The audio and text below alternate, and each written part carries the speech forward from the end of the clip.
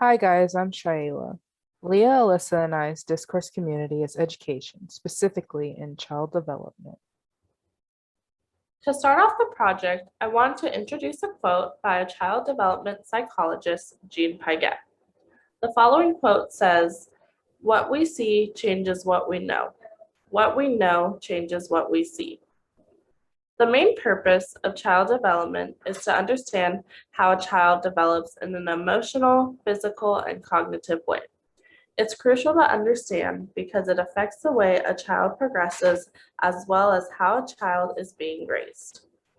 We found scholarly texts that discuss parenting styles. There are four different types of parenting styles. There's authoritarian, which is an extremely strict parenting style. There's also authoritative, which is when parents are responsive to the child's emotional needs while having high standards. There's also permissive parenting style, which is when parents are not demanding. Last but not least, there's uninvolved parenting, which is when parents don't respond to their child's needs or desires. The article, The Correlation Between Parenting Style and Child Creativity Development, further explains these styles and how it can affect a child's creativity. There also was another article called Physical Punishment as a Predictor of Early Cognitive Development, which focuses more on how punishment and parenting styles can affect a child later in life. The genres for this community use the appeals ethos, logos, and pathos. Articles typically have credible sources, logical explanations, and appeals to people who work with children. Within these texts, they typically use stories from the observation and case studies that they do. Typically, for an argument, you will use either deductive, which is making an inference based on widely accepted facts, or inductive, which is make broad generalizations from specific observations. In this discourse community for child development, inductive reasoning is the most used. For us, when taking child development classes, you will learn a new method that is typically used in text, which are the four assumptions, which include ontology, which is the nature of reality, what we know. Epistemology, which is how we know what we know. Axiology, which is the role our personal or social value play. And lastly, methodology, which is the use of inductive reasoning.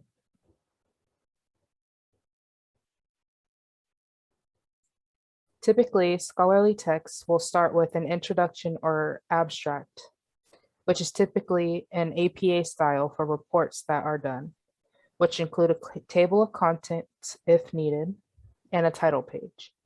Ends with a conclusion and has keywords and terms that you can typically find under the abstract.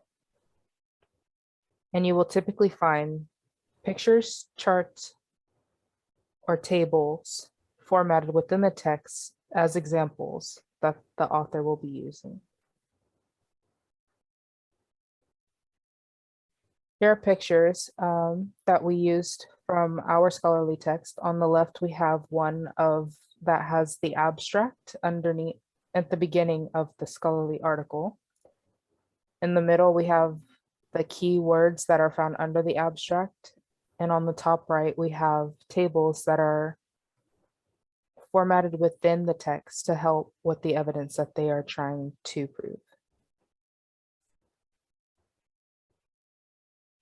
The methodology for child development, you typically have to use interpretive frameworks.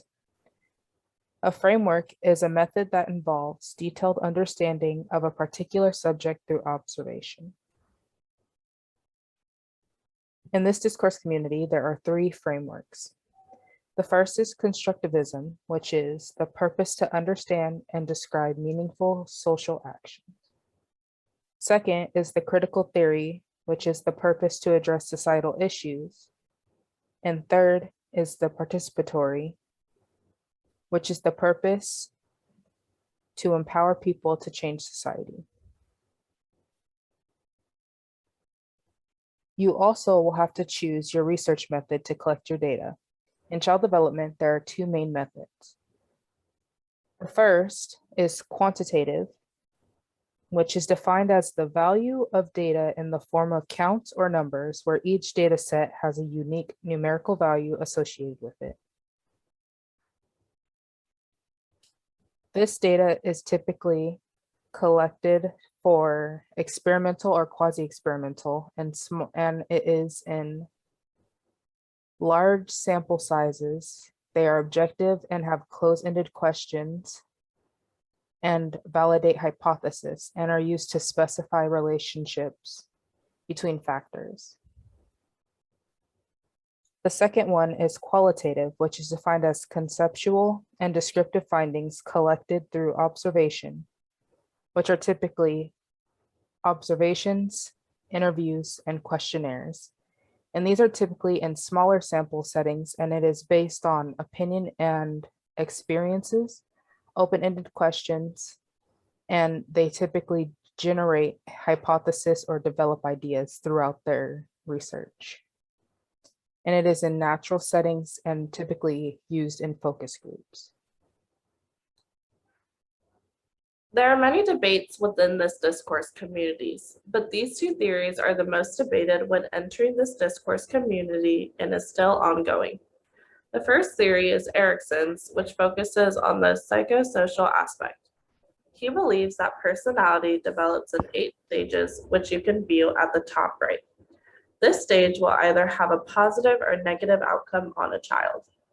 As you can see at the top right, his stages are broken into 8, starting with stage 1, which is trust versus mistrust, which, if needs are dependably met, infants develop a sense of basic trust. It then goes to number 2, which is autonomy versus shame and doubt. Number 3 is initiative versus guilt. 4 is industry versus inferiority. 5 is identity versus confusion. 6 is intimacy versus isolation. 7 is generativity versus stagnation. And his last one is integrity versus despair, which is reflecting on his or her life. The older adult may feel a sense of satisfaction or failure. There's also Freud's theory, which focuses on the psychosexual aspect. He proposes that personality development in childhood takes place during 5 psychosexual stages. You can view his stages on the bottom left. Starting with his stage, he starts with oral, which pleasure centers on the mouth, such as sucking, biting, and chewing. Then has anal, phallic, latency, and genital, which is maturation of sexual interests.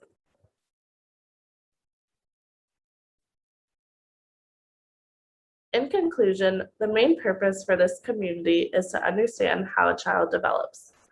This includes the physical, cognitive, cultural, linguistic, behavioral, social, and emotional development. As I mentioned previously, there are Erickson's and Freud's theory that are a continuous debate. Once again, many people have different views and opinions when it comes to children's development, such as parenting, and everyone has their own ways on how to raise their child, which can be conflicting. Our group's responses to G through I on the worksheet questions for newcomers. The first one is to always keep an open mind to others' perspectives. I think all of us have experienced this when entering this discourse. And as our second point is that you have to try to remember that there are 2 theories, Freud and Erickson's. And when doing your research or observation, you have to specify which one you are talking about. You need to know which method you are using for collecting your data, which is the qualitative or quantitative. And typically you will learn these throughout your courses when taking child development. You need to know that there is always new information coming out. And so whether you use the Sac State databases or your own outside references, you need to make sure that it is up to date. And also to keep in mind that most of these topics are controversial. Thank you.